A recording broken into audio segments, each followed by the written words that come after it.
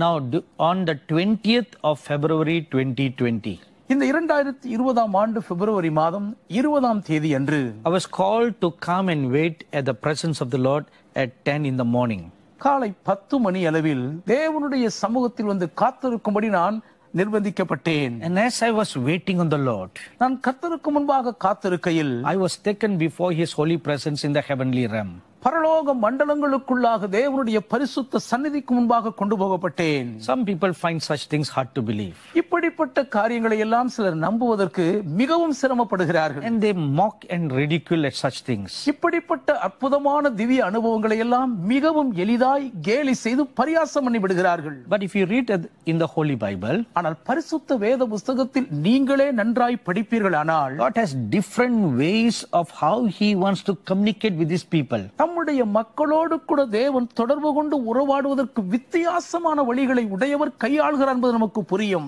For example, உதாரணத்திற்கு in Exodus chapter 19, யாத்ராகமம் 19ஆம் அதிகாரத்தில் we read that the glory of God came down to this earth on Mount Sinai to talk with His people. தம்முடைய ஜனங்களோடு கூட பேசுவதற்காக இந்த பூமியில் இருக்கும் சீனாய் மலையின் மேல் தேவனுடைய மகிமை இறங்கி வந்ததை பார்க்கிறோம். And when the glory of God came down on Mount Sinai, Sinai மலையின் மேல் தேவ மகிமை இறங்கி வந்தபோது all the 3 million Hebrew people were waiting at the bottom of the mountain. அந்த மலையின் அடிவாரத்தில் 30 லட்சம் எபிரேயர்களும் காத்திருக்கிறார்கள். And in Exodus chapter 24 we read, யாத்ராகமம் 24 படிக்கிறோம், God told the prophet Moses, மோசே தீர்க்கதரிசியிடம் கர்த்தர் சொல்லுகிறார், He said, you நீரும் and the sons of Aaron ஆரோனின் குமாரரும் and 70 elders of Israel இஸ்ரவேலின் 70 மூப்பர்களுமாய் come up to the mountain to meet with me. என்னோடு கூட சந்திக்கும்படி மலை உச்சிக்கு ஏறி வாருங்கள் என்று சொல்லுகிறார். And when the 74 people came up on the mount, அந்த 74 பேரும் அந்த மலை உச்சியின் மேல் வந்தபோது then God told the prophet Moses, அப்பொழுது மோசே தீர்க்கதரிசியிடம் தேவன் சொல்லுகிறார், let them worship a little far, அவர்கள் கொஞ்ச தூரத்திலிருந்து என்னை தொழுது கொள்ளட்டும், but you come closer to me. நீரோ என் அருகில் நெருங்கி வாரும். So you see, there was a special grace given to the prophet Moses. அங்கே மோசே தீர்க்கதரிசிக்கு ஒரு விசேஷித்த கிருபை கொடுக்கப்பட்ட பாக்கியத்தை பாருங்கள். Then in Exodus chapter 33, பின்பு யாத்திராகமம் 33ஆம் அதிகாரத்திலும் we read that after the tabernacle was made, ஆசரிப்பு கூடாரம் அமைக்கப்பட்ட பின்பு, whenever God wants to talk with the prophet Moses, எப்பொழுதெல்லாம் தேவன் மோசே தீர்க்கதரிசியோடு பேச விரும்புகிறாரோ He calls him into the tabernacle. அவரை ஆசரிப்பு கூடாரத்துக்குள்ளே வரும்படி அழைக்கிறார். And we read that all the people will stand up by their tents and look at Moses going into the tabernacle. மோசே ஆசரிப்பு கூடாரத்துக்கு உள்ளே பிரவேசிக்கிறதை ஜனங்கள் எல்லாரும் தங்கள் கூடார வாசலில் நின்று பார்த்தார்கள் என்று படிக்கிறோம். Now the high priest is only allowed to go into the holy place in the tabernacle once a year. வருஷத்துக்கு ஒரு முறை மட்டும்தான் ஆசரிப்பு கூடாரத்துக்குள் இருக்கும் மகா பரிசுத்த ஸ்தலத்துக்குள் போக பிரதான ஆசாரியனுக்கே அழைப்பும் அனுமதியும் உண்டு.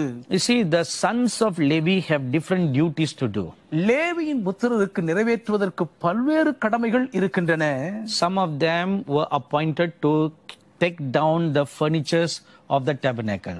அவர்களிலே சிலர் ஆசரிப்பு கூடாரத்தின் பனிமுட்டுகளை சுமப்பதற்காக நியமிக்கப்பட்டவர்கள். Some of them appointed to take down the tent and set up the tent. சிலரோ ஆசரிப்பு கூடாரத்தை அமைக்கவும் அதை பெயர்த்து கொண்டு போவதற்கு கழற்றுவதற்கும் என்று நியமிக்கப்பட்டவர்கள். Then some are appointed to offer the daily sacrifices. வேறு சிலரோ அன்றாட பலி செலுத்தும் முறைமைக்காக நியமிக்கப்பட்டிருந்தார்கள். All of them who are appointed to offer the daily sacrifices, அன்றாட பலி செலுத்தும் முறைமைக்காக நியமிக்கப்பட்ட அத்தனை பேரும் they are allowed to come into the tabernacle around the outer court area. அந்த வெளிப்பிரகார எல்லை வரைக்கும் ஆசரிப்பு கூடாரத்துக்குள் வருவதற்கு அனுமதிக்கப்படுவார்கள். And they are not allowed to go inside. அவர்கள் கூடாரத்துக்குள்ளே பிரவேசிப்பதற்கு அனுமதிக்கப்படுவதில்லை. But Aaron and his 4 sons are allowed to go up to the holy place. ஆனால் ஆரோனும் அவருடைய 4 குமாரரும் பரிசுத்த ஸ்தலம் மட்டும் போவதற்கு அனுமதிக்கப்பட்டவர்கள். And once a year, Aaron the high priest is allowed to go into the most holy place. வருஷத்துக்கு ஒரு முறையோ ஆரோன் மாத்திரம் பிரதான ஆசாரியனாய் மகா பரிசுத்த ஸ்தலத்துக்குள் போக அனுமதிக்கப்படுவார். But Moses, who is a friend of God, ஆனால் தேவனுடைய சிநேகிதராய் இருக்கும் மோசேயோ, who had found favor and grace in the eyes of God, தேவனுடைய பார்வையில் கிருபையை தயவை நிறைவாய் கிடைக்க பெற்றுக்கொண்டவரோ, he could always go into the most holy place. அவரால் எப்பொழுதும் மகா பரிசுத்த ஸ்தலத்துக்குள் போக முடிந்தது. So we see here 3 levels of servants of God. இங்கே 3 நிலையில் இருக்கக்கூடிய தேவ ஊழியர்களை பார்க்கிறோம். And their relationship with God. தேவனோடு அவர்களுக்கு இருக்கும் உறவையும் இது சித்தரிக்கிறது. And their access into the places with God. தேவனோடு கூட எவ்வளவு தூரத்துக்கு அவர்களால் நெருங்கி போக முடியும் என்ற பல படிகளை பரிமாணங்களாய் பார்க்கிறோம். There are some servants of God who are up to the outer court area ministry. வெளிப்பிரகார ஊழியம் வரைக்கும் தான் வருவதற்கென்று சில ஊழியர்கள் இருக்கிறார்கள். Then there are some ministers of God who are allowed up to the holy place area ministry. இன்னும் சில தேவ ஊழியர்கள் பரிசுத்த ஸ்தலம் வரைக்கும் ஊழியம் செய்வதற்கான அனுமதி பெற்றவர்கள். Then there will be a lesser company of people like the prophet Moses who are allowed to go into the most holy place. பின்பு மோசே தீர்க்கதரிசியை போல மிகவும் சொற்பமான வெகு சிலர் மட்டுமே மகா பரிசுத்த ஸ்தலம் வரைக்கும் ஊழியம் செய்வதற்கு போக அனுமதிக்கப்பட்டவர்களாய் வாழ்கிறார்கள். So all these 3 levels of relationship and experience with God, standing before God, are there. தேவனோடு இருக்கிற உறவு, அனுபவபூர்வமாக தேவனோடு உறவாடுவது, தேவனுக்கு முன்பாக போய் நிற்பது, இந்த 3 நிலைகளிலே இருக்கிறது என்பதை பார்க்கிறோம். So what is the difference? ஆகவே வித்தியாசம் எது? It's just a calling. அழைப்பில்தான் வித்தியாசம். According to the calling, they found grace.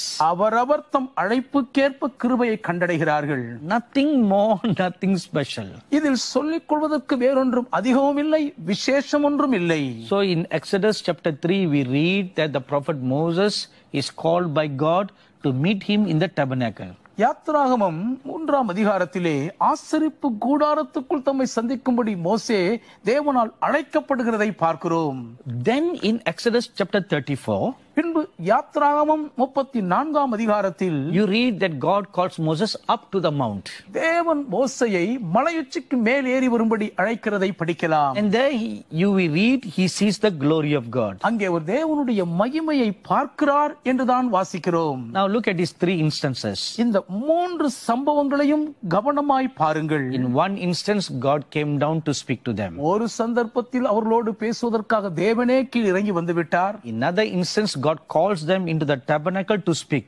அடுத்த சந்தர்ப்பத்தில் அவர்களோடு பேசுவதற்காக தேவன் அவர்களை ஆசரிப்பு கூடாரத்துக்குள் வரும்படி அழைக்கிறார். In another instance, God calls him up to the mount to talk with him. வேறொரு சந்தர்ப்பத்திலே அவர்களோடு பேசுவதற்காக தேவன் அவர்களை மலை உச்சிக்கு ஏறி வரும்படி அழைக்கிறார். And if you read the book of Revelation, வெளிப்படுத்தின விசேஷ புஸ்தகத்தை படிப்பீர்களானால் from Revelation chapter 1 to chapter 3, வெளிப்படுத்தல் 1ஆம் அதிகாரம் முதல் 3ஆம் அதிகாரம் வரைக்கும் the Lord Jesus Christ came down on Mount at island Patmos to talk with the apostle John. கர்த்தராகிய இயேசு கிறிஸ்துவானவர் அப்போஸ்தலனாகிய யோவானோடு கூட பேசுவதற்காக அந்த பத்மு தீவுக்கே இறங்கி வந்து விட்டார். But from chapter 4 onwards, ஆனால் 4ஆம் அதிகாரத்தில் இருந்து he calls John up to heaven to talk with him there. அங்கு யோவானோடு கூட பேசும்படி பரலோகத்துக்குள்ளாக மேலே ஏறி வரும்படி அழைக்கிறார். Now the whole book of Revelation was not written of events only taking place in heaven. வெளிப்படுத்தின விசேஷத்தில் முழுவதும் இருக்கக்கூடிய நிகழ்வுகள் வெறும் பரலோகத்தில் சம்பவிக்கிறவைகள் மட்டும் எழுதப்பட்டிருக்கவில்லை. He had different experiences going up to heaven and then coming down to earth. பரலோகத்துக்கு ஏறி போகிறதும் பின்பு பூமிக்கு இறங்கி வருவதுமான பல வித்தியாசமான அனுபவங்களை அப்போஸ்தலனாகிய யோவான் அடைந்தார். So all these are valid spiritual experiences. இவைகள் அனைத்துமே அங்கீகரித்து ஏற்றுக்கொள்வதற்கு உகந்த பெருமதிப்பு மிக்க ஆவிக்குரிய அனுபவங்கள் ஆகும். So we cannot ask question why it is like that. ஏன் இப்படி இருக்கிறது என்ற கேள்வி கேட்க நமக்கு உரிமை இல்லை. It is God, the master. He decides how he wants to talk with his people. எல்லாருக்கும் ஏற்பட்ட எஜமானாய் இருக்கிற தேவன்தான் தம் மக்களோடு கூட எப்படி பேச வேண்டும் என்று தீர்மானிக்கிறவர். And there are so many examples that we can quote from the Holy Bible about such things. இப்படிப்பட்ட அனுபவங்கள் நிஜம் என்று நிரூபிப்பதற்கு பரிசுத்த வேதாகமத்திலிருந்து ஏராளமான சம்பவங்களை உங்களுக்கு முன் மேற்கோள் காட்ட முடியும். So on that day, 20th of February 2020 at 10 in the morning, ஆகவே 2020 ஆண்டின் பிப்ரவரி மாதம் 20ஆம் தேதி காலை 10 மணி அளவில், as I was waiting, I was caught up to the heavenly realm. தேவனுடைய சமூகத்தில் காத்துக் கொண்டிருக்கும் பொழுது நான் பரலோக மண்டலங்களுக்குள்ளாக எடுத்துக் கொள்ளப்பட்டேன். And as soon as I came and stood before the Lord Jesus, கர்த்தராகிய இயேசு கிறிஸ்துவானவருக்கு முன்பாக வந்து நான் நின்ற உடனே, he looked at me and he said, அவர் என்னை பார்த்து சொன்னார், the Father God wants to talk with you. பிதாவாகிய தேவன் உம்மோடு கூட பேச விரும்புகிறார். You have an important message to carry back. நீர் திரும்பி சுமந்து செல்ல வேண்டிய மிக முக்கியமான ஒரு செய்தி உமக்கு இருக்கிறது. Come with me now. இப்போது என்னோடு கூட வாரும். So we were transported to the place where the Father God dwells. பிதாவாகிய தேவன் வாசம் பண்ணுகிற இடத்திற்கு நாங்கள் கொண்டு போகப்பட்டோம். Some of you may think like this right now. இதை கேட்கும் பொழுது உங்களிலே சிலர் இப்பொழுது இப்படியாக யோசிக்க கூடும். Since you are already in the presence of the Lord Jesus, ஏற்கனவே கர்த்தராகிய இயேசு கிறிஸ்துவின் சந்நிதிக்கு முன்பாக இருக்கிறீர் என்று பார்க்கும்போது, why couldn't he have given to you directly? நேரடியாக ஏன் அவரே உமக்கு இதை கொடுத்திருக்க கூடாதுன்னு நீங்க யோசிக்கிறீங்க. Very good question. நல்லதோர் கேள்விதான். Like I told you earlier, ஆரம்பத்தில் நான் உங்களுக்கு சொன்னது போல, God Almighty decides how he wants to talk to his people. தம் ஜனங்களோடு கூட தாம் எப்படி பேச விரும்புகிறார் என்பதை சர்வ வல்லமையுள்ள தேவன் தான் தீர்மானித்து நிர்ணயிக்க வேண்டும். You know, the Holy Bible tells us, பரிசுத்த வேதம் நமக்கு என்ன சொல்றது தெரியுமா? God Jehovah is the healer. Jehovah தேவனே குணமாக்குகிறவர். And in the New Testament we read, புதிய ஏற்பாட்டு பக்கங்களில் வாசிக்கிறோம், the Lord Jesus came and went about doing good, healing the people. கர்த்தராகிய இயேசு கிறிஸ்துவானவர் இந்த பூவுலகிலே வந்து நன்மை செய்கிறவராய் ஜனங்களை குணமாக்குகிறவராய் சுற்றி தெரிந்தார். In John chapter 5 we read, யோவான் 5ஆம் அதிகாரத்தில் படிக்கிறோம், he sent an angel to disperse the healing gift. தம்முடைய குணமாக்கும் வரத்தை வெளிப்படுத்த ஒரு தூதனை அனுப்புகிறார். And then in Psalms chapter 107 verse 20 we read, 107ஆம் சங்கீதத்தின் 20ஆம் வசனத்தில் படிக்கிறோம், he sent forth his word to heal the people. அவர் தம்முடைய வசனத்தை ஜனங்களை குணமாக்கும்படி அனுப்புகிறார். And then in 1 Peter chapter 2 verse 24 we read, 1 பேதுரு 2ஆம் அதிகாரம் 24ஆம் வசனத்தில் படிக்கிறோம், by his stripes, by his blood he heals. அவர் தம்முடைய திரு தழும்புகளால் திரு ரத்தத்தால் ஜனங்களை குணமாக்குகிறார். It is the same God, இதே தேவன்தான், but different kinds of operations. ஆனால் பல்வேறு விதமான செயல்பாடுகள், கிரியைகள். How can we say, Lord, no, you should only work like this? இப்படிலாம் இல்ல ஆண்டவரே, இப்படி மட்டும்தான் நீங்கள் செயல்பட வேண்டும் என்று எப்படிங்க நம்ம சொல்ல முடியும்? Only those who are unskilled in knowing the deep things of the word talks foolishly like that. வேத வசனத்தின் ஆழங்களை அறிந்து கொள்ள முடியாமல் இருக்கக்கூடிய அப்பாவிகள் தான் இப்படிப்பட்ட பைத்தியக்காரத்தனமான வார்த்தைகளை பேசுவார்கள். Those who are ignorant of the ways of God, தேவனுடைய வழிகளை அறியாமல் இருக்கும் பேதமையில் உள்ளவர்கள் தான் இப்படி பேசுவார்கள். in their ignorance and arrogantly and self-righteously they talk against all these things. தங்களுடைய அறியாமையிலே ஒரு ஆணவத்தோடு கூட சுயநீதியிலே இப்படி பிதற்றி விடுகிறார்கள். But the Lord Jesus Christ said, ஆனால் கர்த்தராகிய இயேசு கிறிஸ்து சொன்னார், those who humble themselves like little children, சிறு பிள்ளைகள் போல் தங்களை தாழ்த்தி பணிகிறவர்களோ, to such is the kingdom of God. தேவனுடைய ராஜ்யம் அப்படிப்பட்டவர்கள் உடையது என்றார். So when you humble yourself like a little child, ஆகவே ஒரு சிறு பிள்ளையை போல் உங்களை நீங்கள் தாழ்த்தும் போது, when you make yourself meek and lowly, உங்களை நீங்கள் சாந்தமும் மனத்தாழ்மையும் உள்ளவர்களாய் பணிந்து கொள்ள செய்யும் போது, not only for such is the kingdom of God, அப்படிப்பட்டவர்களுடையது தேவனுடைய ராஜ்யமாய் வருகிற பாக்கியமாய் இருப்பது மட்டுமல்லாமல், but Matthew chapter 11 verse 27 says, மத்தேயு 11ஆம் அதிகாரத்தின் 27ஆம் வசனம் சொல்லுகிறது, he will bring you to show the Father God. பிதாவாகிய தேவனையே காண்பிக்கும்படி உங்களை அவர் அழைத்துக் கொண்டு போவார். It's all written very plainly in the scriptures. வேத வாக்கியங்களுக்குள் இவைகள் எல்லாம் வெளிப்படையாய் திறந்த நிலையில் பேசி இருக்கின்றன. They are not in parable form. இவைகள் உவமை வடிவத்தில் எழுதப்படவில்லை. So when we were transported before the presence of the Father God, பிதாவாகிய தேவனுடைய சந்நிதிக்கு முன்பாக நாங்கள் போய் நின்றபோது, by the great mercies, grace and the favor of God, மிகப்பெரிய தேவனுடைய கிருபையினாலும் அளவிட முடியாத தேவனுடைய இரக்கத்தின் தயவினாலும் I first had the favor of God to be in that place in the year 2015. 2015ஆம் ஆண்டில்தான் முதல் முறையாக அந்த இடத்திற்கு போவதற்கான தேவ தயவு எனக்கு கிருபையாய் கிடைக்க பெற்றிருந்தேன். And from then onwards, whenever the Lord wills, I am brought there. அது முதற்கொண்டு கர்த்தருக்கு சித்தமான பொழுதெல்லாம் கர்த்தர் என்னை அங்கே கொண்டு போகிறார். And those are the times you will have an important message to be delivered. அந்நேரங்கள் தான் மக்களுக்கு கொடுப்பதற்கான மிக முக்கியமான செய்தியை எனக்கு ஒப்பு கொடுப்பார். This is similar to the prophet Moses. இது மோசே தீர்க்கதரிசிக்கு இணையான ஒரு காரியமாகும். Whenever God wanted to speak to him, எப்பொழுதெல்லாம் தேவன் அவரோடு பேச வேண்டும் என்று விரும்பினாரோ, he calls him into the most holy place in the tabernacle. உடனே ஆசரிப்பு கூடாரத்தின் மகா பரிசுத்த ஸ்தலத்துக்குள்ளே வரும்படி அவரை அழைப்பார். And at very special moments, he calls him up to the mount. மிக விசேஷமான தருணங்கள் வரும் பொழுது உடனே மலை உச்சிக்கு மேலேறி வரும்படியும் அழைத்து விடுவார். See, those two places speaks of two places in heaven. அந்த இரண்டு இடங்களும் பரலோகத்தில் இருக்கக்கூடிய இரண்டு பரிமாணங்களை குறிக்கிறது. The most holy place signifies the third heavenly realm. மகா பரிசுத்த ஸ்தலம் மூன்றாம் வானத்தின் அந்த மண்டல நிலைமையை குறிப்பிடுகிறது. And climbing up the mount to meet with God signifies the place of the Father God.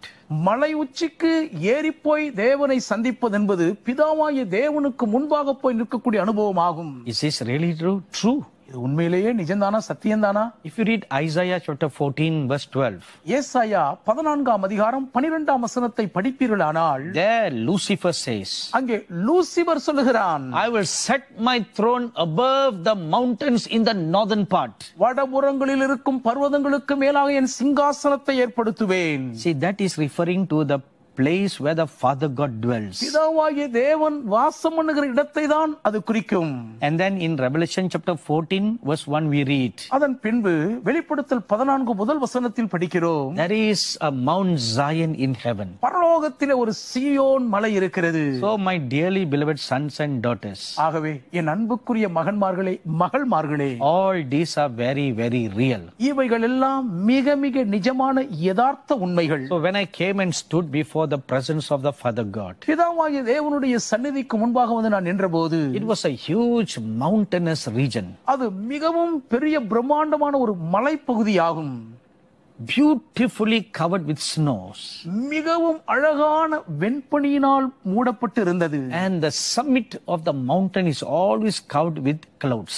மலை உச்சி எப்போதும் அந்த மேகத்தினால் சூழப்பட்டு மறைக்கப்பட்டிருக்கும். Now like I told you earlier, in 2015 was the first time I saw that place. நான் ஆரம்பத்தில் சொன்னது போல 2015ஆம் ஆண்டுதான் முதல் முறையாக அவ்விடத்தை நான் சந்தித்தேன். So each time I come there, I recognize that place. ஆகவே ஒவ்வொரு முறையும் அங்கே வரும் பொழுது அது எந்த இடம் என்று எனக்கு அடையாளம் தெரிந்துவிடும். So now we stood there and I'm seeing the same scene. நான் இப்பொழுது அங்கே போய் நிற்கும் பொழுது அதே காட்சியை நான் பார்க்கிறேன். Somehow there was a fear of God in my heart. ஆனால் எப்படியோ இனம் புரியாத ஒரு தேவ பயம் என் இருதயத்துக்குள்ளே பொங்கிக் கொண்டுதான் இருந்தது. Each time I come there, I always tremble like a leaf.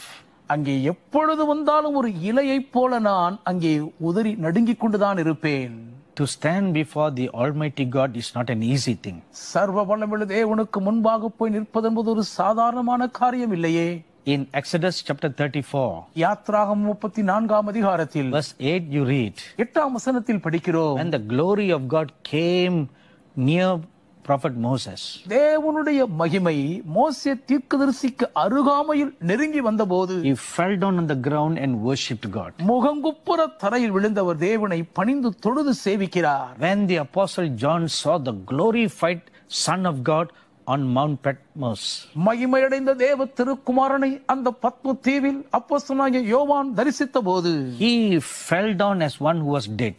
செத்தவனைப் போல அவருடைய பாதத்தில் அவர் விழுந்தார். In Daniel chapter 10, தானியேல் 10ஆம் அதிகாரத்திலும் when a very glorious angelic being came and stood before the prophet Daniel, ஒரு மகிமையான தேவ தூதனானவர் தானியேல் தீர்க்கதரிசிக்கு முன்பாக வந்து நின்றபோது he fell down as one who was dead. செத்தவனைப் போல அவரும் அங்கே விழுந்தார். The flesh cannot stand before the holy presence of the living God. ஜீவனுள்ள தேவனுடைய பரிசுத்தமான சந்நிதிக்கு முன்பாக இந்த மாம்சத்தால் தாக்குப்பிடித்து நிற்கவே முடியாது. That is why the Bible says, ஆகவேதானே வேதம் சொல்லுகிறது, no flesh can stand before the Almighty God. மாம்சமான எவரும் சர்வ வல்லமையுள்ள தேவனுக்கு முன்பாக நிற்கவே முடியாது. That is why the blood of Jesus is our covering.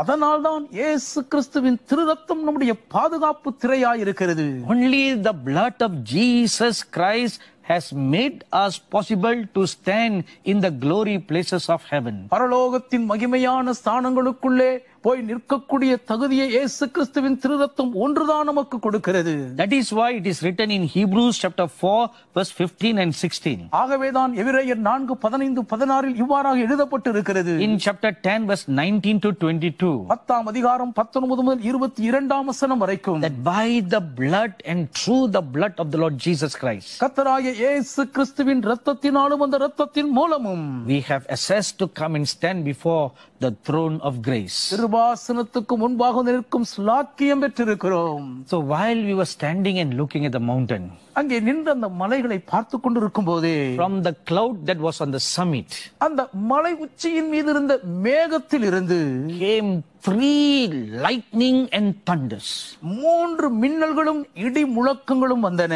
Came loud splitting thunder sound. அப்படியே விண்ணதிரக்கூடிய இடி முழக்கத்தின் மின்னல்கள் பேரொளியாய் கிரீச்சிட்டன. And it happened 3 times. 3 முறை அது சம்பவித்தது. 3 lightnings came down. 3 மின்னல்கள் இறங்கி வந்தன. In Revelation chapter 10 you read, வெளிப்படுத்தல் 10ஆம் அதிகாரத்தில் படிக்கிறோம், when the apostle John saw a mighty angel standing between heaven and earth, வானத்துக்கும் பூமிக்கும் நடுமாக ஒரு பலமான தூதன் நிற்கிறதை அப்போஸ்தலனாகிய யோவான் கண்டபோது, he then heard 7 thunders. 7 இடி முழக்கங்களை பின்பு கேட்டார். Thunders always come after lightning. எப்பொழுதுமே மின்னலுக்கு பின்புதான் இடிகள் தோன்றும். So there were 7 strikes of lightning accompanied by thunderclaps. 7 மின்னல்களோடு கூட இடிகள் சேர்ந்து ஒலிக்கின்றன. In John chapter 12 verses 28 we read, யோவான் 12:28ஆம் வசனத்தில் படிக்கிறோம், when the Father God spoke with the Lord Jesus, பிதாவாகிய தேவன் கர்த்தராகிய இயேசு கிறிஸ்துவோடு கூட பேசும்போது, it sounded like thunder to the rest of the people. மீதமிருந்த மக்கள் காதுகளில் அது இடி முழக்கம் போல் விழுந்தது. And in Psalms chapter 29 it is written, 29ஆம் சங்கீதத்தில் இப்படி எழுதப்பட்டு இருக்கிறது, the voice of God is like thunder. கர்த்தருடைய சத்தம் இடியை போல் முழங்குகிறது. So it is a real thing. ஆகவே இது நிஜமான உண்மை காரியம். So when 3 times lightnings and thunders came, 3 மடங்கு மின்னல்களின் பிரகாசத்தோடு இடி முழக்கம் தொனித்தது போது, and from the summit of the mountain the form of the Father God came and stood before me. அதற்கு தொடர்ந்து அந்த மலை உச்சியிலிருந்து பிதாவாகிய தேவனுடைய திருவுருவம் இறங்கி வந்து எனக்கு முன்பாக நின்றார். I didn't see the face, நான் அவருடைய முகத்தை பார்க்கவில்லை. but the cloud, it was a form of a cloud. ஒரு மேக வடிவில் உருவமாக இருந்தார். That's exactly how the children of Israel saw in the Old Testament. பழைய ஏற்பாட்டில் சரியாக அவ்வாறுதான் இஸ்ரவேல் புத்திரர் அவரை தரிசித்தார்கள். In Exodus chapter 33 we read, யாத்ராகமம் 33 நாம் படிக்கிறோம், when the prophet Moses goes into the tabernacle to talk with God, தேவனோடு பேசுவதற்காக மோசே தீர்க்கதரிசி ஆசரிப்பு கூடாரத்துக்குள் பிரவேசிக்கையில், a pillar of cloud comes and stands at the entrance to the tabernacle. ஆசரிப்பு கூடார வாசலிலே வந்து ஒரு மேக ஸ்தம்பம் நிற்கும். So when the form of the Father God came and stood before me, எனக்கு முன்பாக பிதாவாகிய தேவனுடைய திருவுருவம் வந்து நின்றபோது, and these are the things that he spoke. என்னோடு கூட அவர் பேசின வார்த்தைகள் இவைகள்தான். So now I'm going to tell you exactly as how I receive it from the Father God. பிதாவாகிய தேவனிடமிருந்து எப்படி நான் இந்த செய்தியை கேட்டேனோ உள்ளபடி அதை அப்படியே இப்பொழுது உங்களோடு கொடுக்க போகிறேன்.